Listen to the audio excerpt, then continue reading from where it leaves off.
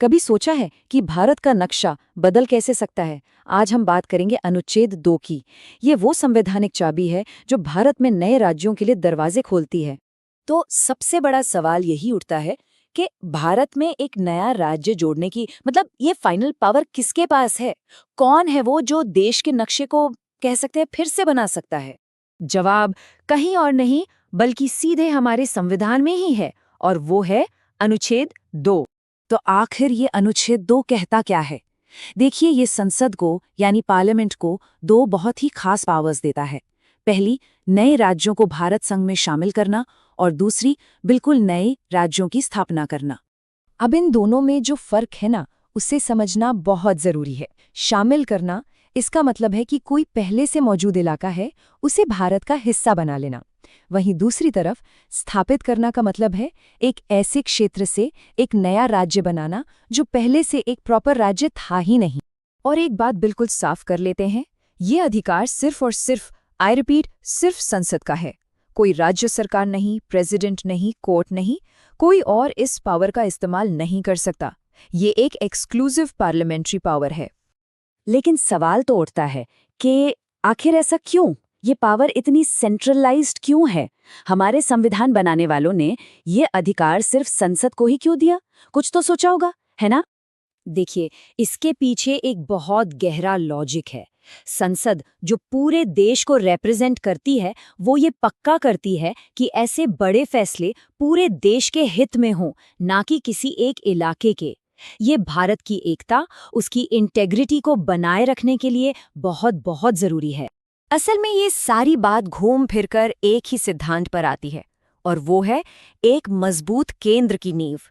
यही सोच, यही आइडिया अनुच्छेद 2 के पीछे है, जो देश की संप्रभुता को सबसे ऊपर रखता है। चलिए, थ्योरी तो बहुत हो गई, अब एक असल दुनिया का उदाहरण देखते हैं कि ये आर्टिकल काम कैसे करता है। और इसका सबसे बेस्ट, सबसे क्लासिक उदाहरण है सिक्किम की कहानी।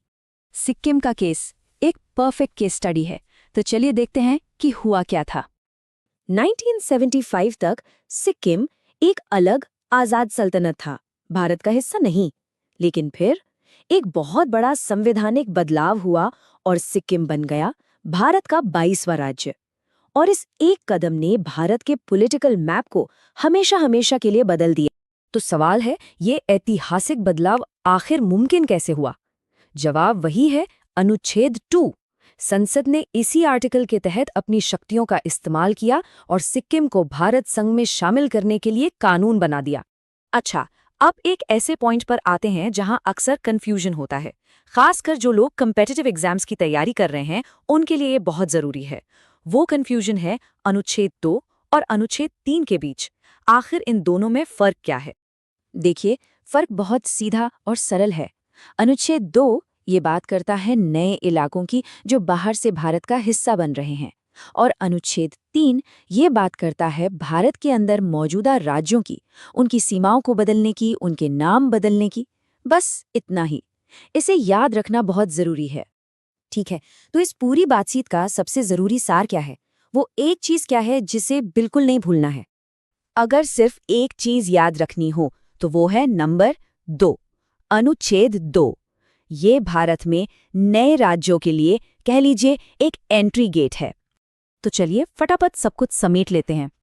अनुच्छेद 2 ये संसद को नए राज्यों पर एक्सक्लूसिव पावर देता है। क्यों?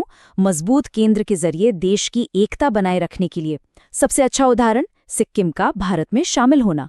और हाँ, ये अनुच्छेद 3 से बिल्कुल अलग है, जो देश के अंदर के राज्यों से डील करता है। और जाते जाते एक सवाल, जरा सोचिएगा इस पर। राज्य बनाने की ये जो सारी शक्ति केंद्र के पास है, ये किसी देश की लॉन्ग टर्म स्टेबिलिटी, उसकी अखंडता को बनाए रखने में कैसे मदद करती है?